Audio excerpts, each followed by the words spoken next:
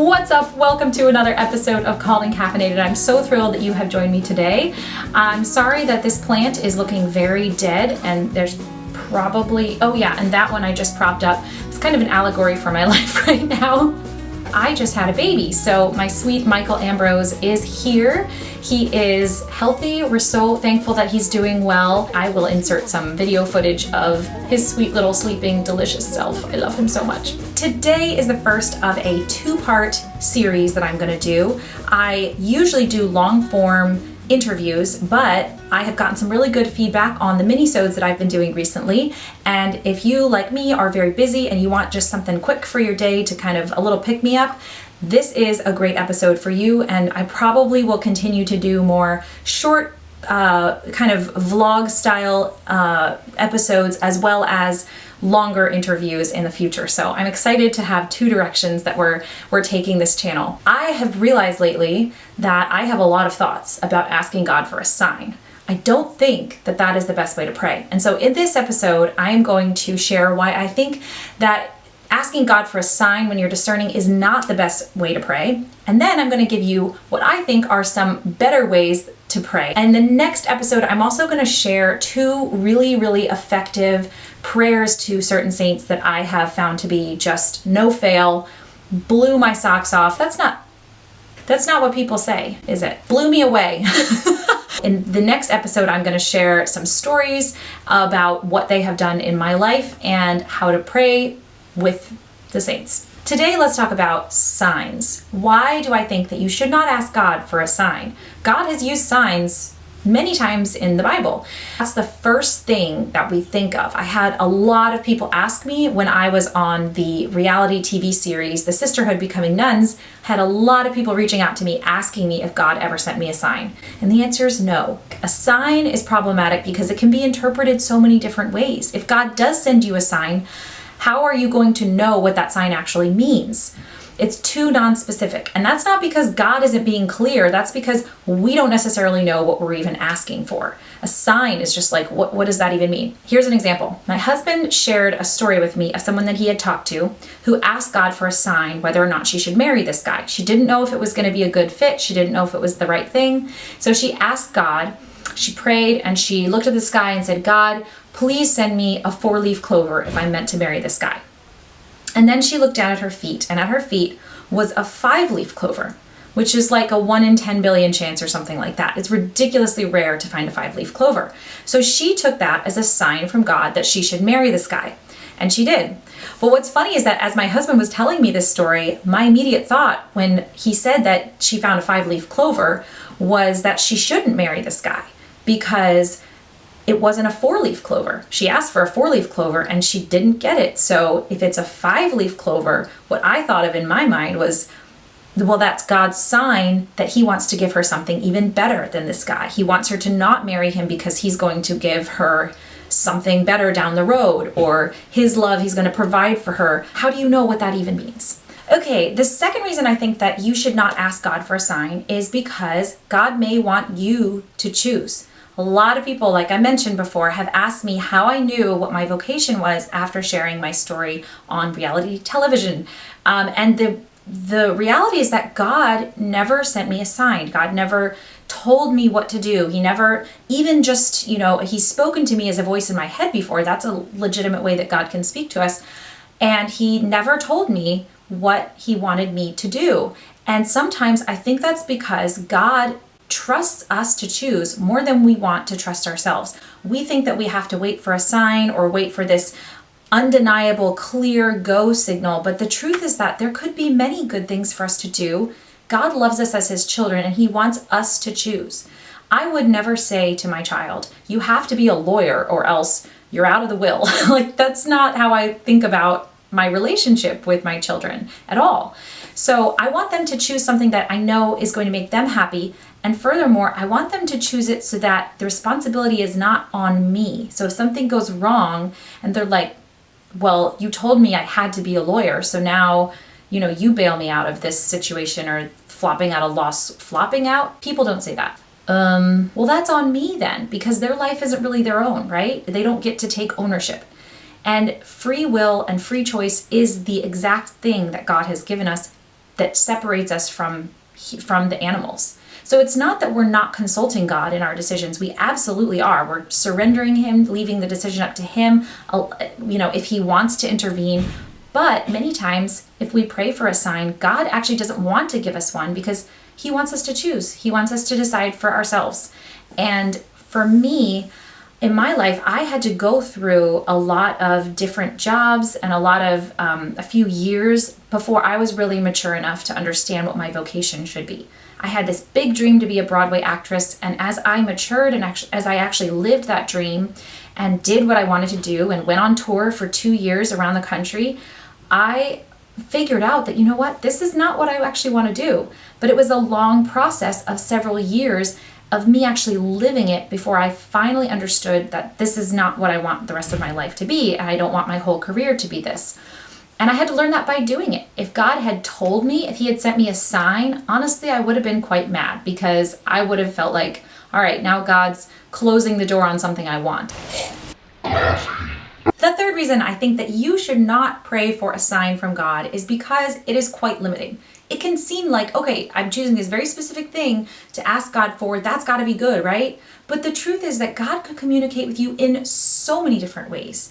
God has spoken to me through visions. God has spoken to me through just literally like a voice in my head many times. The way that God speaks most often to me is through scripture or through other people. Sometimes I've even received things in the mail that are like, an answer to a prayer. He will even work through circumstances. Like he won't necessarily speak to you as a voice, but something will happen that will be an answer to a prayer. So I think signs can be too limiting for God. If that's the only way that you're allowing him to communicate with you, I think you're doing it wrong. If God sends you a sign, I think it's a gift, and I think it's something that you don't want to necessarily ask for because it's starting to make discernment a game of winning and losing, confining God into a box of your own making. That makes the entire relationship not a father who loves his child unconditionally, but rather it makes it into this game of, I have to get the answer right, or else what? Or else I'm not going to make it to heaven? No, God's not a giant answer sheet in the sky. So allow him to answer your prayer in whatever way he wants to, in my opinion. Kind of going along with that, reason number 4 that I think you shouldn't look for a sign is because when you ask for a sign, you become hyper-focused on that and nothing else. You don't really allow God to work in your life the way that maybe he wants to because you're just focused on this sign. Rather, discernment is a relationship. Discernment comes from a relationship of trust. It comes from complete and total surrender. It comes from unconditional love. And I think signs I'm not saying they're wrong and I'm not saying God doesn't use them. I think just limiting God to that becomes very problematic because you are just focused on God's answer. When I interviewed Leah Darrow on the Called and Caffeinated podcast many moons ago, she said this great thing that's always stuck with me. She said, do you want God's love more or do you want his answer? Because if you want his love, you're going to get both. And the point is we need to be focusing on our relationship with God more than on anything else. And that answer will flow from that love. And I know how hard it is. I'm totally real about this. I know how hard it is when you want something, you want an answer, you want to move forward in your life, and you just want God to give you that answer. It's so easy to become hyper-focused on the answer. But we have to always put our relationship with him first. In fact, I've shared this before, but when I pray and I'm asking God for an answer, he has never said to me, do this, don't do this. He has instead asked me, do you know how much I love you? He is prioritizing that relationship because he sees me as his daughter. He doesn't see me as his servant who he wants to give orders to. He wants me to know first and foremost, most importantly, that I'm loved. I forgot. I want to tell you about these hilarious candles that I've been working on. In case you haven't caught up with my last couple episodes, I have become a candle maker recently. Hooray, hooray. I've been collaborating with the Catholic All Year Marketplace to become their candle maker. I think Catholic pickup lines are so hilarious. And so I just thought, let's put that on a candle for Valentine's Day or an anniversary or just to make your your boyfriend or girlfriend or spouse's day. Call me Zechariah, because you left me speechless. Do you pray the rosary? Because I'd spend decades with you. Babe, can you pray to St. Anthony for me? Because I lost my heart when I met you. Babe, I need some prayers to St. Jude, because I'm hopelessly in love with you. I think they're great. You can see those as well as the other candles in the lineup on market.catholicallyear.com. They are 100% beeswax. They have crackling wooden wicks. Each scent was created very intentionally, so each of the elements of the scent represent something. Check them out. Just see what you like, you know? There's some beautiful stuff on there, and we've got lots more coming out. So here's a couple of ways that I think that you should pray that are better than asking for a sign. The first, and I will share this for the rest of my life, I've shared this so many times, the first is to pray the prayer of surrender. The prayer of surrender came to me when I was discerning my vocation, and a priest gave it to me in confession and said, pray this every day. It's like a litany where you hand over every part of yourself to God one by one. And the fabulous thing about this prayer is that it really identifies where you're holding back in your relationship with God. What are you trying to hold on to yourself that you don't want to give him?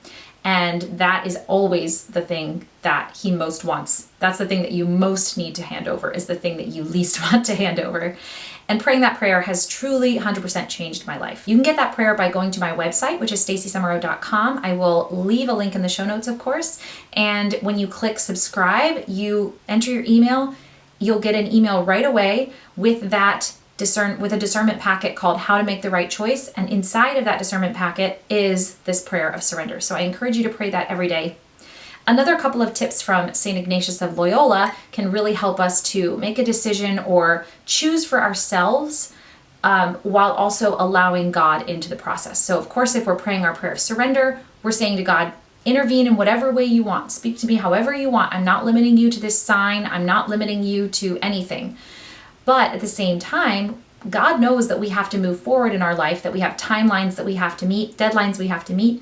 And so I think some of these little things from St. Ignatius of Loyola in his spiritual exercises can be really helpful in those moments when you do have to make a choice and you're on a time limit.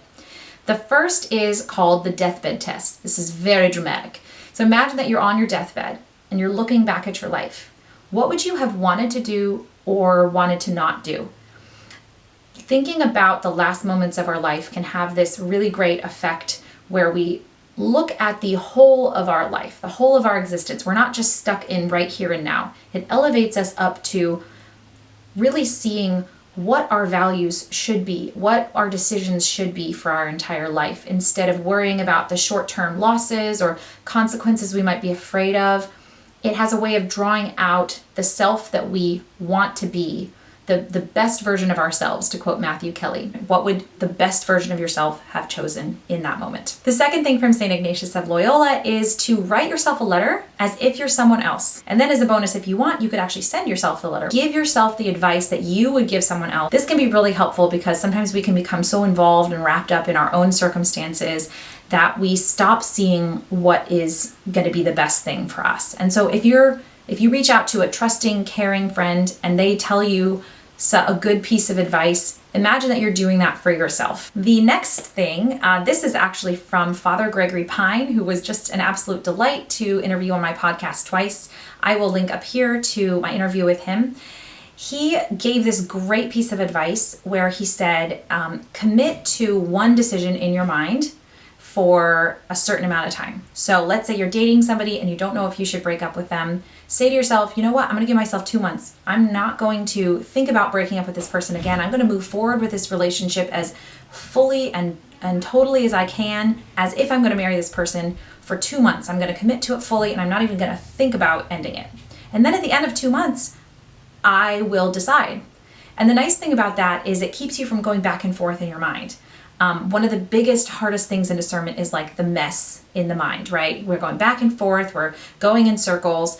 And so if you just say, I'm going to press pause on that and I'm just going to decide later, that can be so helpful because a lot of times the answer just emerges. It just becomes very clear as you progress and move through those 2 months. Hopefully those things are helpful for you. I hope that they will help make your prayer life more intentional, simpler, just easier, honestly, because discernment is really hard. So if you have questions, please reach out on my website, stacysummerow.com. I love hearing from everybody. I do respond to everybody, not necessarily in a timely manner, but I read every single message that comes in, and I will get back to you eventually. If you want to make my day, please hit the like button as well as the subscribe button and hit the bell so that you never miss another episode. And there's lots more to come here on Called and Caffeinated. God bless you until we have coffee again. Cheers!